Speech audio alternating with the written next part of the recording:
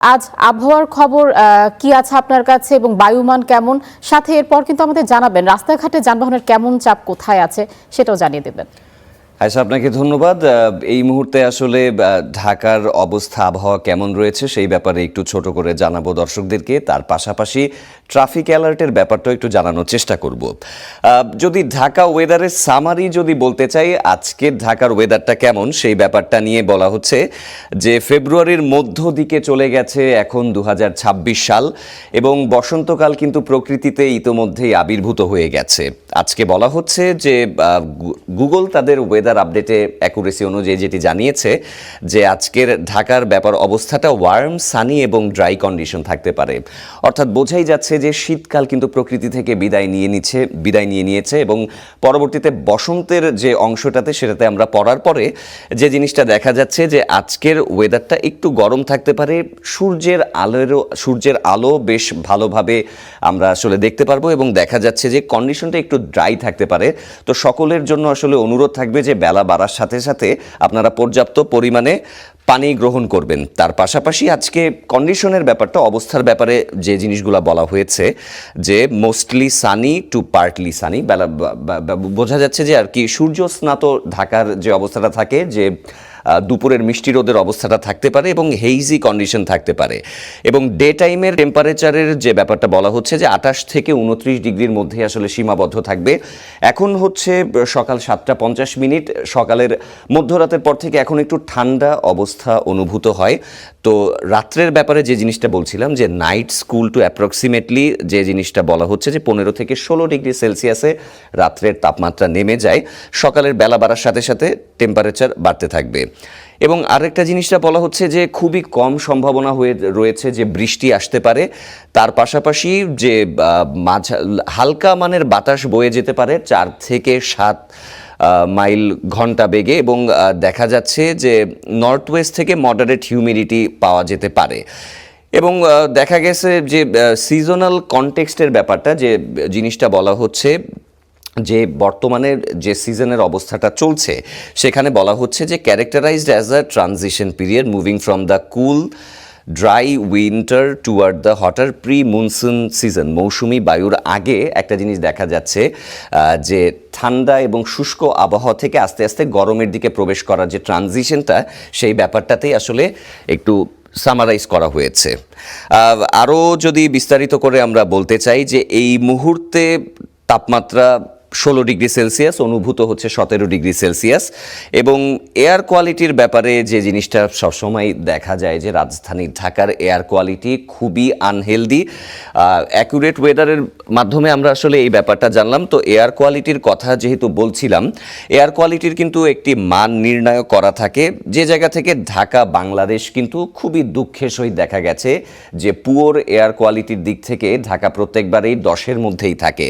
তো এখানে আসলে কিন্তু তারা একটা বিষয়ে সতর্ক বার্তা দিয়ে দিয়েছে যে আজকে ঢাকার এয়ার কোয়ালিটি ভেরি আনহেলদি, খুবই অস্বাস্থ্যকর বায়ুর মান আজকে 210 যেখানে রয়েছে। 200-এর উপরে থাকলে তো আসলে খুবই হ্যাজার্ডাস পরিস্থিতি বা বেশ বিপজ্জনক ব্যাপারটা।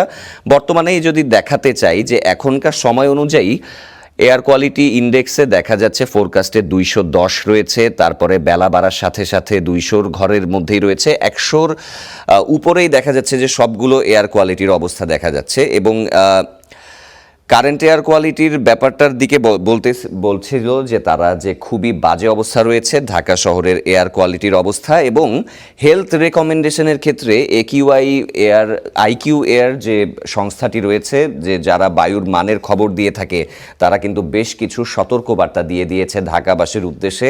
যারা বাড়ির বাইরে বের হবেন তাদেরকে কিন্তু বলা হয়েছে যে অ্যাভয়েড আউটডোর এক্সারসাইজ, খুবই সীমিত পরিমাণে কাজ করার কথা বলা হয়েছে, যেটি আসলে চাইলেও সম্ভব না।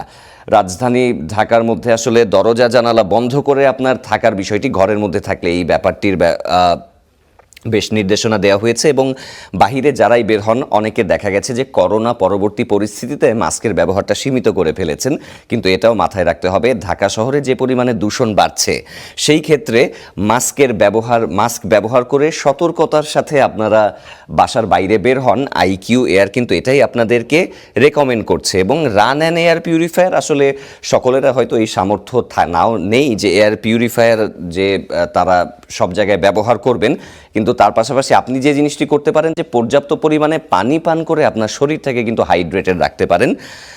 তারপরে একটা বিষয়টা হচ্ছে যে আরও কিছু বিষয়ের মধ্যে আমরা যদি দেখাতে চাই, বলা হচ্ছে যে ঢাকা শহরের ওই পলিউশনের কথাটি ঘুরে ফিরে চলে আসছে এয়ার কোয়ালিটি ডাটার ব্যাপারটাতে। যদি আমরা একটা জিনিস দেখতে পাই যে এখানে সারা বিশ্বের এয়ার কোয়ালিটি ডেটাটা দেখানো হচ্ছে এবং মেজর যে সিটিগুলো দেখানো হচ্ছে, যে দেখুন আপনারা এই তালিকাটি দেখতে পেলেই আমরা যদি 4 নম্বরে ফোকাস করতে যাই, 4 নম্বরে দেখুন যে ঢাকা শহরের নাম রয়েছে 210 এয়ার কোয়ালিটির মধ্যে। এই জায়গার মধ্যে একটু ব্যতিক্রম ইসরায়েলের তেল আভিভ যে রাজধানী, সেটি আসলে সচরাচর আসে না, কিন্তু তাদের এয়ার কোয়ালিটির মানও কিন্তু 1034 দেখাচ্ছে। এখানে একটি বিষয় উল্লেখ্য যে যুদ্ধ বিধ্বস্ত ফিলিস্তিন এবং গাজার সাথে ইসরায়েলের যে যুদ্ধাবস্থা বিরাজমান, তো সেখানে আসলে এই যে সকল অস্ত্র থেকে শুরু করে সব কিছু ব্যবহার করা হচ্ছে পরিবেশ এবং প্রতিবেশের জন্য, এগুলো যে ক্ষতিকারক এই ইন্ডেক্স দেখলেই কিন্তু বোঝা যাচ্ছে।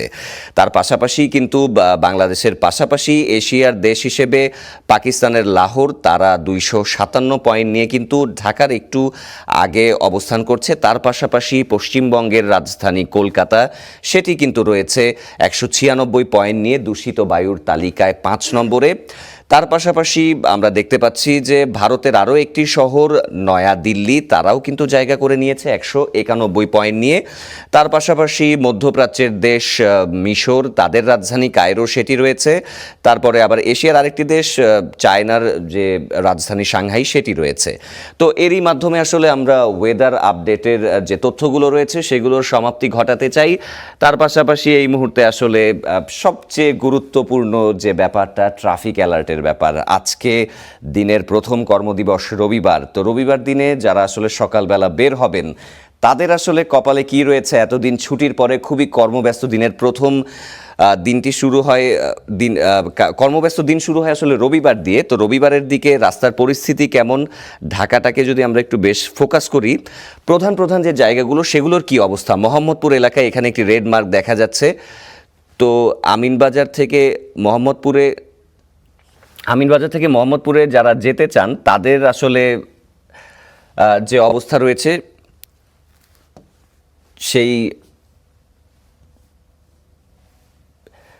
সেই পরিস্থিতিতে আমরা একটু দেখাতে চাই। এদিকে আসলে একটু নারায়ণগঞ্জের দিকে চলে গেছে, এই পাশে আমরা একটু ঢাকার দিকে একটু প্রবেশ করতে চাই। ঢাকার মোহাম্মদপুরের কথাটি যেমনটি বলছিলাম,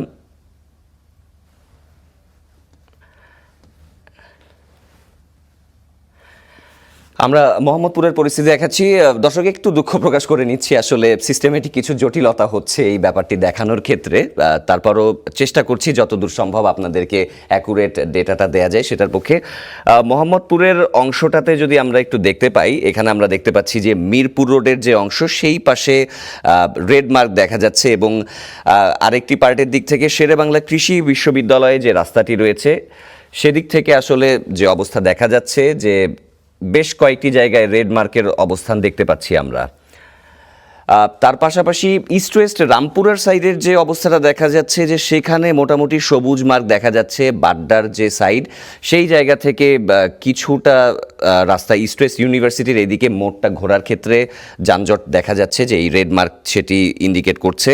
তার পাশাপাশি মতিঝিল এরিয়ার আশেপাশে এখন যে ব্যাপারটা হচ্ছে যে হলুদ সিগনেচার দেওয়ার ব্যাপার হচ্ছে যে মডারেট ট্রাফিক, যে কিছু জায়গায় ট্রাফিক সিগন্যালের পরে হয়তো জিনিসটা ছেড়ে দেবে। এবং আরেকটা জায়গায় আমরা দেখতে পাচ্ছি যে বলধা গার্ডেন এই পাশের রাস্তার পরিস্থিতি দেখা যাচ্ছে। যাত্রাবাড়ির দিক থেকে যে অবস্থাটা দেখা যাচ্ছে যে যাত্রাবাড়ি থেকে প্রবেশদ্বার, যেহেতু রাজধানী ঢাকায় যাত্রাবাড়ির অংশটি, তো এই অংশের মধ্যে দেখা যাচ্ছে যে রেড জোনটা কিছু জায়গার মধ্যে দেখা যাচ্ছে। তো এই পাশের থেকে যারা আসছেন বোঝাই যাচ্ছে যে বেলা বাড়ার সাথে সাথে এই দিক থেকে যানজট পরিস্থিতির একটু অবনতি ঘটতে পারে। মোহাম্মদপুর এলাকার অবস্থা তো আমরা দেখাচ্ছিলাম। তারপরে অন্যদিকে যদি উত্তরার অবস্থাটাও যদি একটু দেখতে চাই, সেটি কি অবস্থা সেটাও আমরা একটু দেখি। এই জায়গায় উত্তরার আশেপাশে ট্রাফিক এখনো পর্যন্ত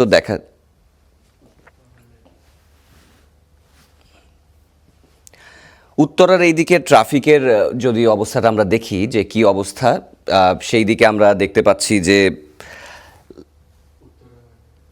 লাইভ ট্রাফিকের অংশ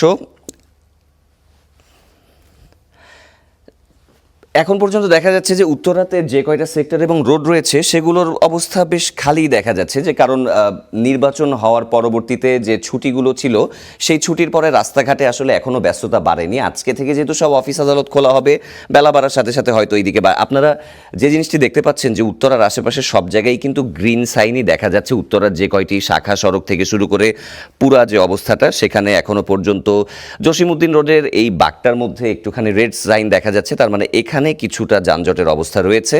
তা বাদে মোটামুটি বলা যায় যে এখনও রাজধানী শহর ঢাকা ট্রাফিক জ্যামের যে পরিস্থিতিতে আমাদের সচরাচর সকাল 9টার পরে পড়তে হয়, সেই অবস্থা বর্তমানে নেই। এখন পর্যন্ত যারা অফিসের উদ্দেশ্যে যাত্রা করছেন, এখন যদি আপনারা বের হন, বোঝা যাচ্ছে যে শান্তিপূর্ণভাবেই হয়তো আপনারা একটু ঝঞ্ঝাটমুক্তভাবে অফিসে যেতে পারেন।